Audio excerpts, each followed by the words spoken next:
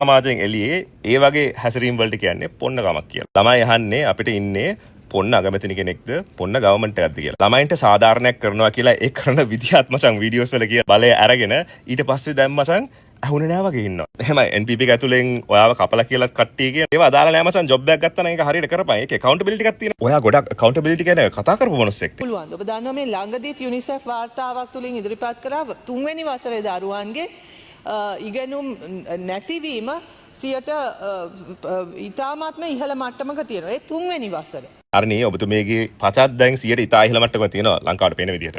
හැබැයි ඒක අනිත් දරුවන්ටත් එසේම බලපාන්නේ නැති. අපි ඒ තොරතුරුවත් දන්නේ. ඉතින් එවැනි තත්වයක් තුළ නිකන් විභාග තියෙන එක විතරක් නෙවෙයි. දැන් තොරතුරු දන්නවා මචං. ලංකාවේ ඉන්නවනේ ළමයි. ඒ ළමයි දැන් කමෙන්ට් සෙක්ෂන් එකේ අගමැතිතුමිය දැක්කේ නෑ වගේ ඉඳි. මේක තේරුම් ගන්න අගමැතිතුමිය. ප්‍රැක්ටිකල් දේවලුත් තියෙනවා. මේක දැන් උසාවියටත් දාලා උසාවියෙන් ඔක රිජෙක්ට් කරා. මම ළමයින්ට මේ තේරුම් කරන්න හදන්නේ. විභාගෙ දැන් වෙනවා. අගෝස්තු 10 නේ පටන් ගන්න. ඔයාලා දැන් විභාගෙට ලෑස්ති වෙන්න. මේ ගවර්න්මන්ට් එකෙන් ඔයගොල්ලන් ගොඩ දාන්නේ නැහැ. මට අගමැතිතුමියගෙන් අහන්න තියෙන්නේ මේ විභාගෙ දැන් ඔයගොල්ලන් කවර් කරලා ඉවර කරනවානේ. ඔයගොල්ලන්ට තව මාස දෙක තුනක් දීලා මේක අවුරුදු දෙකකින් විතර බැලන්ස් කරන්න තිබ්බා. එහෙම බලයක් නැහැ නේ ඔයගොල්ලන්ට. එහෙම ප්ලෑන් කරලා accountability ගන්න බෑනේ. අඩුම ගානේ ඒකේ තියෙන coverage එකවත් අඩු කරා. scoring pattern එකේ තියෙන අනුපාත අඩු කරා. weightage එක අඩු කරා. මේවා තේරෙනවද ඔයාලට? තේරෙන්නේ නැත්නම් තමසි ඔතන ඉන්න ඕනේ නැහැ ඔය. ගවර්න්මන්ට් එක ඇතුළේ උඹලට සහයෝගයක් දැන් නැහැ. ඇත්තටම ලංකාවේ ජොබ් එක කරන්න වටින මිනිස්සු ඉන්නවා මචං. දැන් අපි මේ සක්කරවට්ටමත් එක්ක මේ මැච් එක ගහන්න ඕනේ තව අවුරුදු 3ක්. හැබැයි credibility කියලා දෙයක් නැහැ හරිනේ. credibility තියෙන්නේ when you say something you stand up for that. talk the talk නම් walk the walk. ප්‍රශ්නේ තියෙන්නේ උඹලගේ talk විතරයි තියෙන්නේ.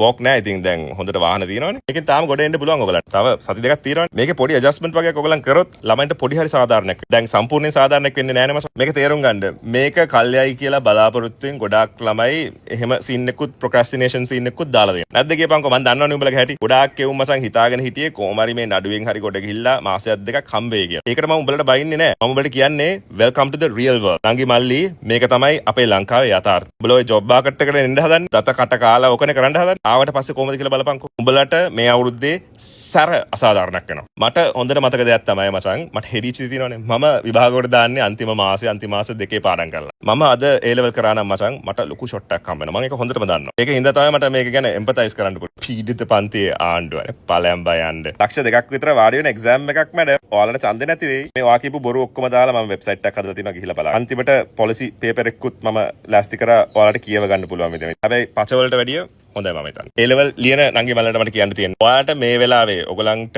සිලබස් කවර් කරන්න තියෙනවා නම් සති දෙකක් ඇතුළත ඔයගලන් ප්‍රයොරිටයිස් කරන්න ඕනේ. ADHD දැනුමක් දෙන්න. අපි මචං දවසින් දෙකෙන් සතියෙන් මැච් ගොඩ දාන්නේ අපි දන්නවා ප්‍රයොරිටයිස් කරන්නේ මොකද්ද කියලා ගොඩ කාලයකට කලින්. අන්නේ හේතුව හින්දා තමයි අපි ගොඩක් වෙලාවට අන්තිම වෙනකන් ඉන්නේ. අපි දන්නවා ඕක දවස් දෙකකින් විතර ගොඩ දාන්න පුළුවන් කියලා.